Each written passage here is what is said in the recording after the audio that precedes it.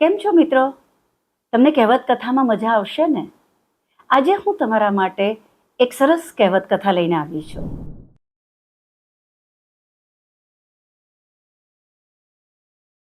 એ કહેવત છે, જેની લાઠી એની ભેંસ. હિન્દીમાં પણ આ જ પ્રકારની કહેવત છે, જિસકી લાઠી ઉસકી ભેંસ. આ કહેવત પાછળ એક વાર્તા રહેલી છે. એ વાર્તા આજે હું તમને કહું છું. એક બ્રાહ્મણ હતો, ખૂબ જાણકાર હતો. એક વખત એ ગોરપદું કરવા માટે બીજે ગામ ગયો. ત્યાં આગળ એણે બહુ જ સરસ રીતે હોમ હવન કરાવડાવ્યા. એણે જે સરસ રીતે બધી વિધિ કરાવી હતી, એટલે એના શ્રીમંત યજમાન ખૂબ રાજી થયા અને એમણે દક્ષિણા રૂપે ખૂબ સારી રકમ આપી એમને.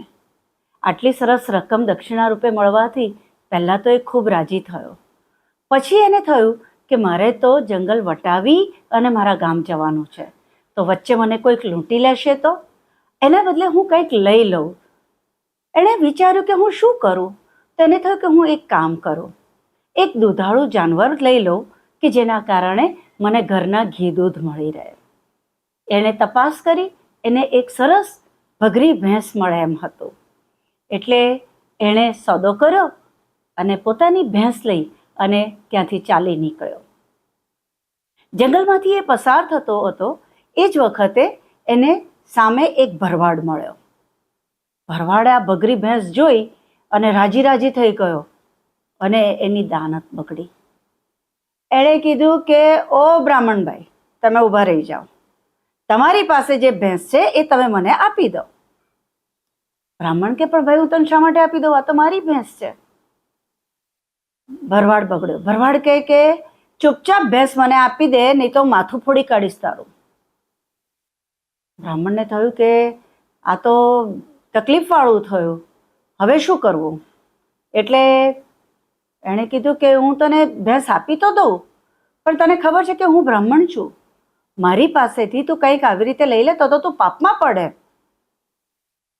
ભરવાડ કે મારે ભેંસ જોઈએ છે, હું બીજું કાંઈ ન જાણું.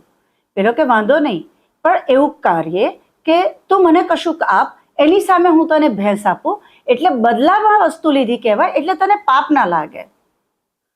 ભરવાડને થયું કે આટલી સરળથી મને કશુંક મળી જતું હોય તો કશું ખોટું નથી, પણ મારી પાસે તો કશું આપવા જેવું છે જ નહીં. એટલે એણે બ્રાહ્મણને કીધું કે મારી પાસે તને આપવા જેવું કાંઈ નથી. એટલે બ્રાહ્મણે એને કીધું કે કેમ નથી? તું તારી લાકડી મને આપી શકે છે. ભરવાડને થયું કે લાકડીના બદલામાં ભેંસ મળતી હોય તો આ તો સોદો બહુ સુંદર છે. એણે કીધું ઓકે, લો બ્રાહ્મણ દેવતા, આ લાકડી તમને આપું છું, હવે તમે મને ભેંસ આપી દો. બ્રાહ્મણે લાકડી જોઈ, હાથમાં લીધી, વજન તપાસ્યું, પછી કે હવે ભેંસ ના મળે. ભરવાડ કે જો આ વાત ખોટી છે, હો, તમે મને કીધેલું કે તું મને લાકડી આપે એટલે ભેંસ તારી, એ વખતે તમે આવું કેમ કીધેલું? બ્રાહ્મણ કે એ વખતે લાકડી તારી પાસે હતી, હવે જો તું મારી પાસે ભેંસ માગીશ ને તો આ જ લાકડીથી હું તારું માથું ફોડી નાખીશ. ભરવાડે જોયું કે બ્રાહ્મણ બી હટ્ટો કટ્ટો તો છે જ, એટલે બ્રાહ્મણની વાત એને સાચી લાગી કે જેની લાકડી એની ભેંસ.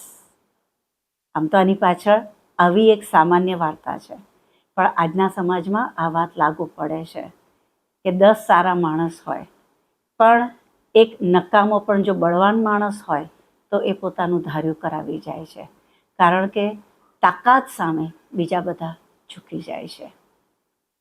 તો આપણી આજની કહેવત, જેની લાકડી એની ભેંસ.